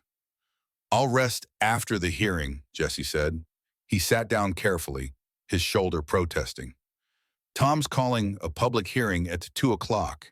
You and Danny will need to testify. Tell everyone what you witnessed. Catherine's face went pale. In front of the whole town? Jesse, I'm not good at public speaking. And Danny is just a child. You're a woman who survived torture without breaking, Jesse said gently. You're a woman of God who knows how to speak truth. And Danny is the bravest person I've met in 9 years. You'll both do fine. Danny set down his fork. Will Marshal Calhoun be there? Probably, Jesse admitted. He's been summoned. He might show up to defend himself, or he might attack. We have to be ready for either. I'm not afraid of him anymore, Danny said with a certainty that seemed beyond his years. He took Father Gabriel from me. He tried to take Sister Catherine, but he didn't win. We're still here. The truth is still alive. Jesse felt pride surge through him. The boy had grown in the past 2 days. Hardship had a way of aging people faster than years ever could. They spent the morning preparing. Tom drilled Catherine and Danny on their testimony, making sure they could present the facts clearly and calmly. Jesse cleaned and reloaded his gun, checking every mechanism. Margaret packed food and medical supplies, preparing for the possibility that they might need to leave town quickly. At 1:30, they walked to the town hall together. Tom wore his judicial robes, black and formal. Catherine had washed her habit as best she could, but the bloodstains remained visible. Danny walked between Jesse and Catherine, holding both their hands. Word had spread fast. The town hall was packed, every seat filled, people standing along the walls and crowding in the doorway. Jesse recognized some faces from his cavalry days. Others were strangers. All of them wore expressions of curiosity mixed with apprehension. Something big was happening, and nobody wanted to miss it. Marshal Raymond Calhoun sat in the front row, flanked by 4 of his men. He wore his badge polished and prominent. His face showed no concern, only mild amusement.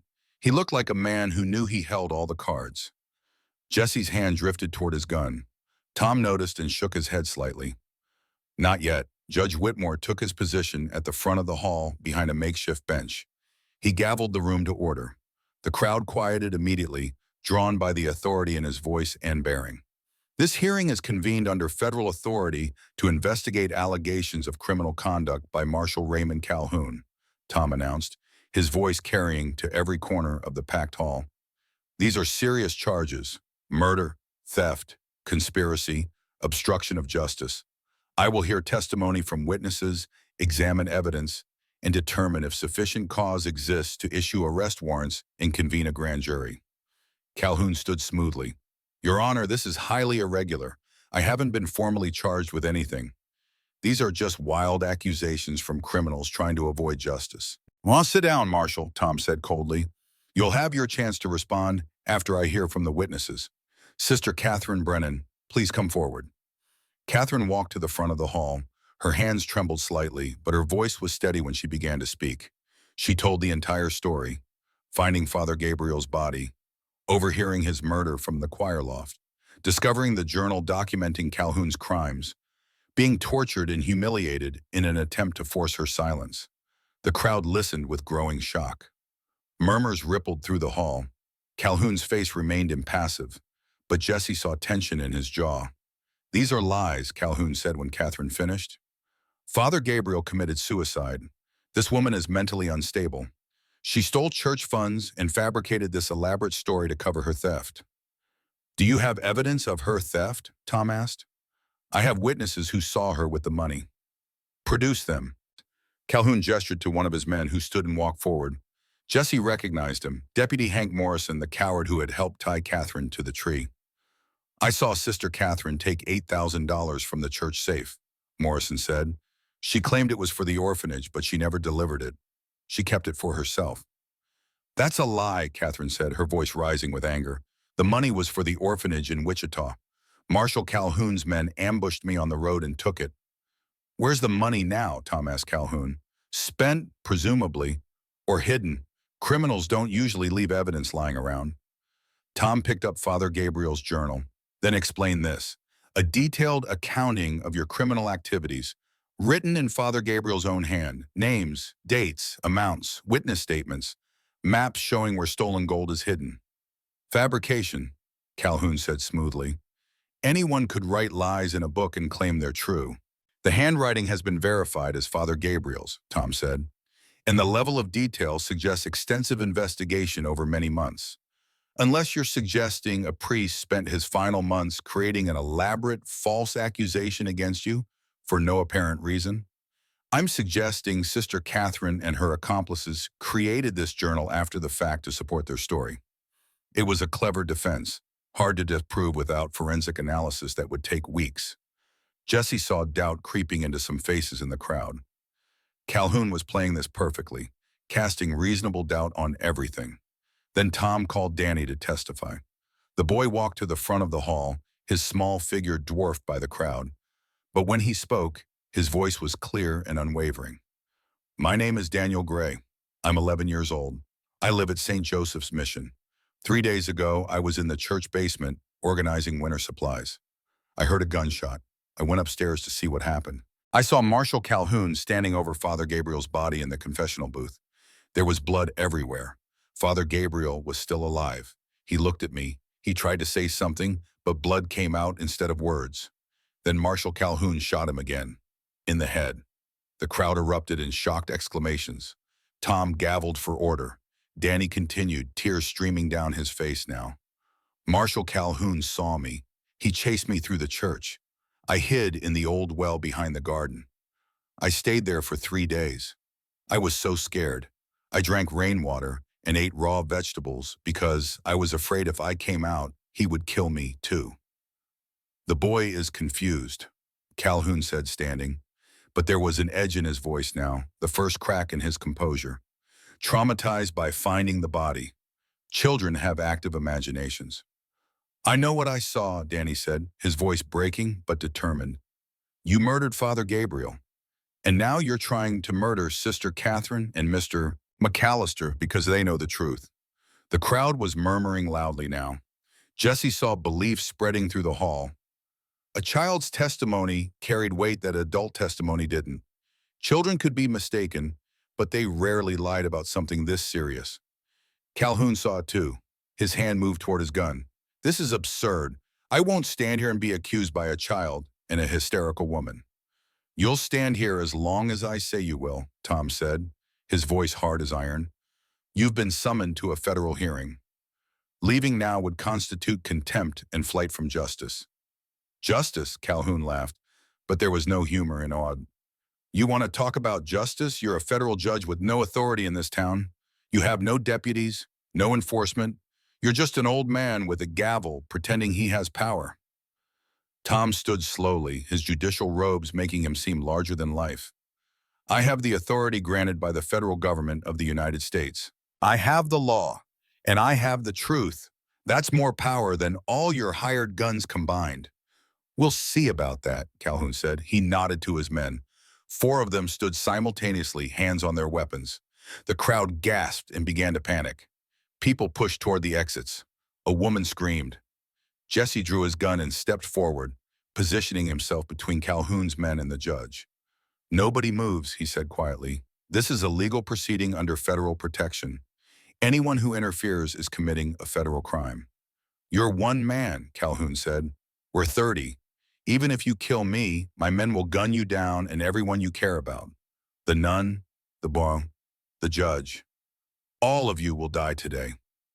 Maybe, Jesse said, his gun never wavered. But you'll die first, and that's what matters to me. The standoff held for a long, tense moment. Then the door at the back of the hall opened. A woman entered, Eleanor Shaw, the teacher from the orphanage. She had returned from Dodge City after helping Sister Mary Vincent escort the rescued children to safety. Her plan to buy supplies in Denver had been abandoned the moment she learned of the children's danger. Behind her came a stream of other people. Sister Mary Vincent, the Mother Superior, a dozen other nuns from the mission, and behind them Horty and him, 23 children, the orphans from St. Joseph's. They filed into the hall silently, filling the spaces that panicked citizens had vacated. Sister Mary Vincent walked to the front, her elderly face set with determination. Marshal Calhoun, she said, her voice carrying authority earned over 6 decades of service. I am Sister Mary Vincent, Mother Superior of the Sisters of Charity. I have served God in this community for 40 years. I knew Father Gabriel Ortiz for 20 of those years. He was a good man, a holy man, a man who would never take his own life. She turned to face the crowd. I believe Sister Catherine. I believe young Daniel. I believe the evidence in Father Gabriel's journal. And I am here to testify that 3 days ago, Marshal Calhoun ordered his men to remove all the children from the orphanage.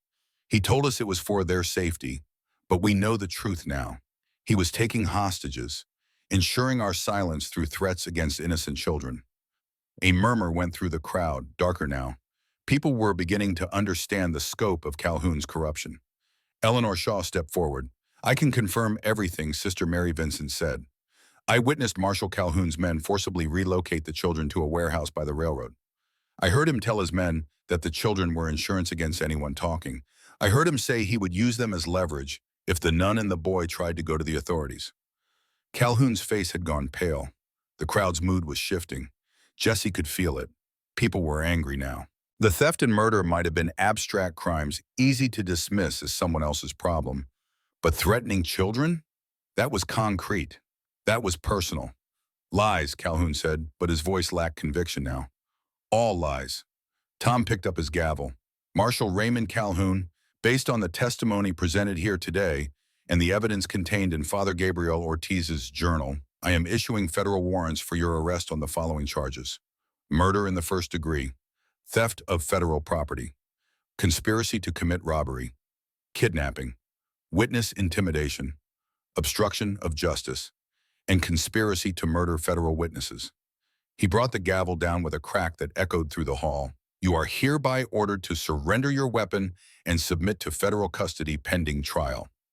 Calhoun stared at the judge for a long moment. Then he smiled. It was the smile of a man who had just decided he had nothing left to lose. No. His hand went to his gun. Jesse fired first. The shot took Calhoun in the shoulder, spinning him around. The marshal's gun clattered to the floor. His men drew their weapons. Jesse shot the nearest one in the leg. The man dropped, screaming. Deputy Morrison reached for his gun. Catherine appeared from behind Jesse and smashed a wooden chair over Morrison's head. The deputy crumpled. The other two men hesitated, suddenly realizing they were outnumbered. The crowd might be civilians, but there were 100 of them and only 2 gunmen. And the crowd was angry now. Men were standing up, moving forward. Women were picking up chairs ready to fight. The 2 remaining gunmen dropped their weapons and raised their hands. Calhoun clutched his wounded shoulder, blood seeping between his fingers. This isn't over, he hissed. I have men everywhere. You can't watch your back forever. You're right, came a voice from the doorway, but we can. Jesse turned to see Sam Porter, the general store owner, enter the hall. Behind him came a dozen other townsmen, all armed with rifles and shotguns. Judge Whitmore asked me to organize a temporary citizens militia, Sam said. Seems we've got a criminal marshal who needs escorting to federal custody. We're volunteering to help with that. More men entered. The blacksmith, the hotel owner, the doctor, the banker. Ordinary citizens who had decided they were tired of living under Calhoun's corruption. Tom stood and addressed the crowd. I hereby deputize you all as temporary federal marshals. Your duty is to maintain order and ensure the safe transfer of prisoners to federal custody. You will be paid standard deputy wages and receive full federal protection for your service. The tide had turned completely. Calhoun saw it. His empire was collapsing in real time. 30 hired guns meant nothing if the entire town rose against him. Take them into custody, Tom ordered, and someone fetch the doctor. That shoulder wound needs tending before he bleeds out. I want him alive for trial. The newly deputized citizens moved forward and took Calhoun and his men into custody. Someone produced rope. Another man offered to donate his cellar as a temporary jail until federal marshals could arrive from Topeka. The crowd began to disperse, people talking excitedly about what they had witnessed. History in the making. The day Dodge City stood up to corruption. Within a week, federal marshals transported Calhoun to Topeka for trial. The evidence was overwhelming. 2 months later, Raymond Calhoun was convicted of murder and theft of federal property. He was sentenced to hang. The execution was carried out on a cold November morning. Jesse did not attend. He had no desire to watch another man die, even one who deserved it. Jesse holstered his gun and walked over to Catherine and Danny. They stood together, holding hands, looking exhausted but triumphant. We did it, Danny said, his voice filled with wonder. We actually did it. Father Gabriel did it, Catherine said softly. He gathered the evidence. He risked everything to document the truth. We just finished what he started. Jesse put his hand on Danny's shoulder. You both were incredibly brave. Father Gabriel would be proud. Tom approached them, removing his judicial robes. That was closer than I would have liked. But it worked. The town turned against Calhoun. That's what matters. What happens now? Catherine asked. Now the machinery of justice takes over, Tom said. Federal marshals will arrive within a week to transport Calhoun and his men to Topeka for trial. I'll submit my findings to the territorial governor. There will be investigations, hearings, probably more arrests as we uncover the full extent of the conspiracy. It's going to be a long process. And the children? Catherine asked. The orphanage? Joseph's mission will be rebuilt and expanded, Tom said. The Army wants to make amends for the stolen gold being hidden on church property. They're offering a substantial donation. Plus, with the reward money for recovering the gold, there should be enough to ensure those children never want for anything again. Reward money? Jesse asked. $5,000 for recovering stolen federal property. Somewhere. I'm recommending it be split between St. Joseph's Mission and you, Jesse. You earned it. Jesse shook his head. Give it all to the mission. I don't need money. I have everything I need. He looked at Catherine and Danny as he said it. Both of them smiled. Over the next few days, order was restored to Dodge City. Federal marshals arrived and took Calhoun into custody. More arrests followed as townspeople came forward with information about corruption they had witnessed, but been too afraid to report. The rotten structure Calhoun had built collapsed once the foundation was exposed. Jesse, Catherine, and Danny stayed at Judge Whitmore's house while Jesse's shoulder healed. Margaret Whitmore fussed over all of them, feeding them enormous meals and ensuring they rested properly. On the fourth evening, Catherine found Jesse sitting on the front porch, watching the sun set over Dodge City. She sat beside him in comfortable silence for a while. "What will you do now?" she asked eventually. "Go back to your ranch." Jesse considered the question. "I don't know. That ranch was a place to hide from life. I'm not sure I want to hide anymore." "What do you want?" "I want to matter. I want to do work that means something. I want to be the man Martha always believed I could be." Catherine was quiet for a moment. "Judge Whitmore offered me a position, running St. Joseph's Mission as the new director, overseeing the rebuild, expanding our services. It's a lot of responsibility." "You'll be perfect at it," Jesse said sincerely. "I haven't accepted yet, because the position would require me to leave the religious order. I would no longer be a nun, just a woman doing important work." Jesse looked at her. And I'm considering it. My vows were about serving God by helping others. I can still do that without the habit. Maybe better, actually, with more freedom to make real change. What's holding you back? Catherine met his eyes. Fear, mostly. The order has been my home for 8 years. Leaving it means facing the world without that protection. It means being vulnerable again, making choices that could be wrong, risking failure and heartbreak. Sounds terrifying, Jesse said. It is, she paused. Judge Whitmore also suggested we would need good people working at the mission. Teachers, maintenance staff, someone to manage the ranch land the Army is donating, someone who understands hard work and integrity and what it means to protect people who can't protect themselves. Jesse's heart began to beat faster. That's specific. He suggested you might be a good fit if you were interested. Working at an orphanage? Working with children who need to learn that men can be good, can be trusted, can teach them skills and values that will help them survive in a hard world. Children like Danny who need to see what it looks like when an adult keeps their promises. Jesse thought about Danny, about the boy's eagerness to learn, about the way he looked at Jesse like he was something more than just a broken-down rancher hiding from his past, about Father Gabriel's legacy and the 23 children who needed someone to show them that good people still existed. I'd need a place to stay, Jesse said carefully. My ranch is 2 days from here. The mission has staff quarters, simple but comfortable. You'd have your own space. And Danny? What about him? He asked me once if he could call me Pa. I told him yes, but I never made it official, never filed the adoption papers. Judge Whitmore could do that. Make it legal. Catherine's smile could have lit the darkening prairie.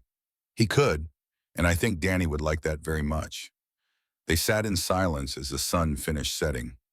Jesse felt something unfamiliar stirring in his chest. Hope, maybe. Purpose, the feeling that he was standing at the beginning of something instead of hiding at the end. I have one condition, Jesse said. What's that?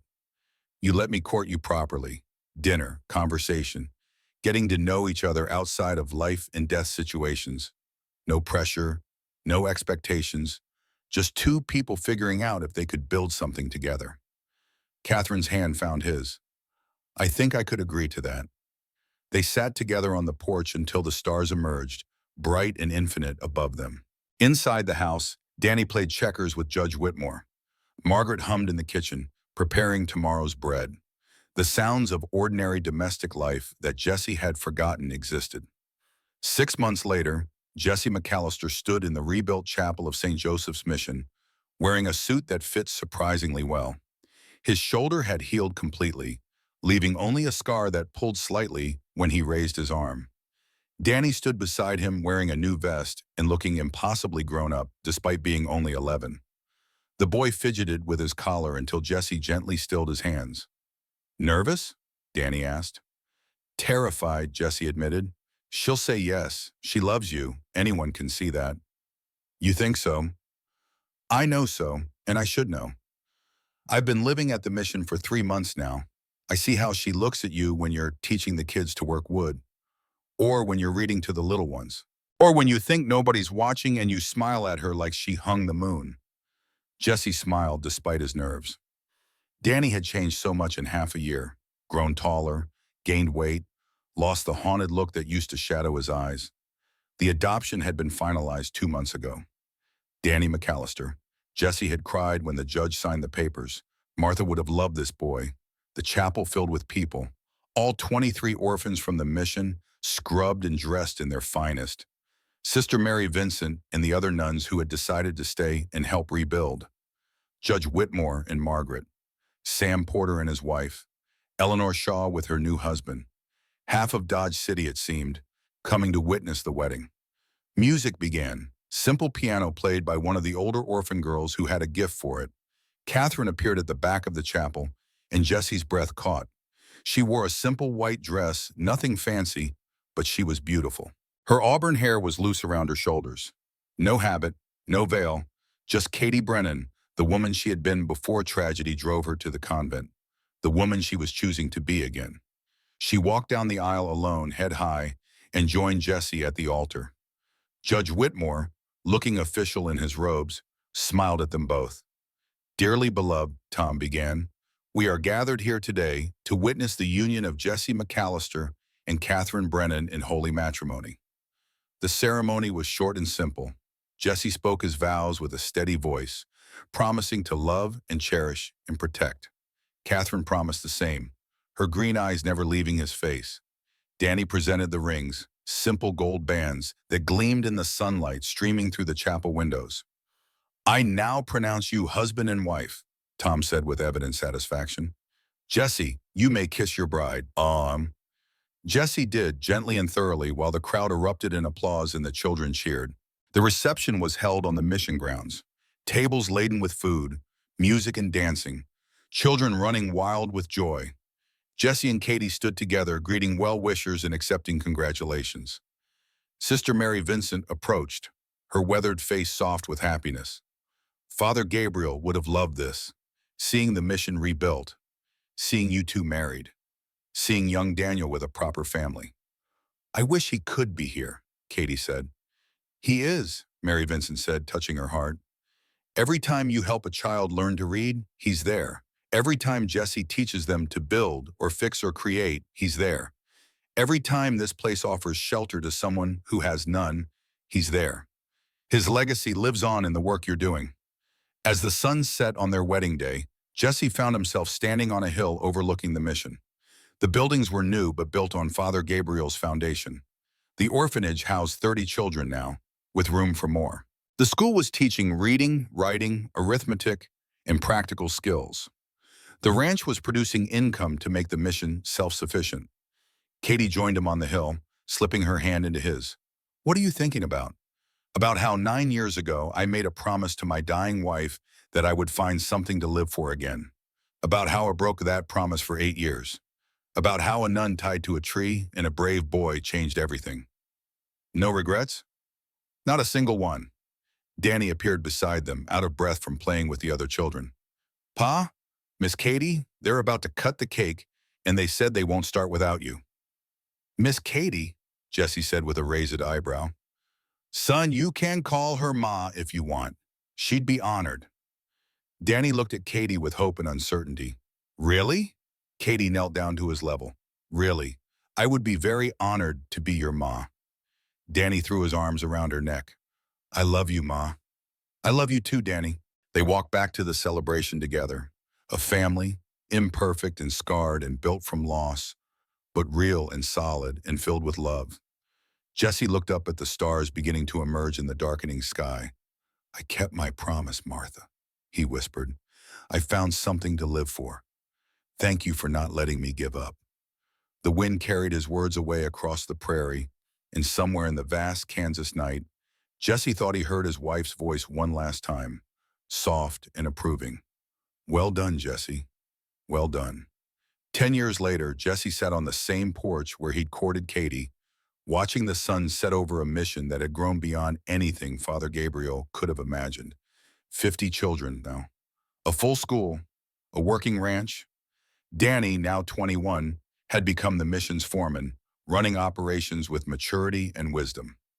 Katie emerged from the house, gray beginning to thread through her auburn hair, and sat beside him. The new children arrived today. 3 of them. Brothers. Parents died in a barn fire. They're scared and hurting and don't trust anyone.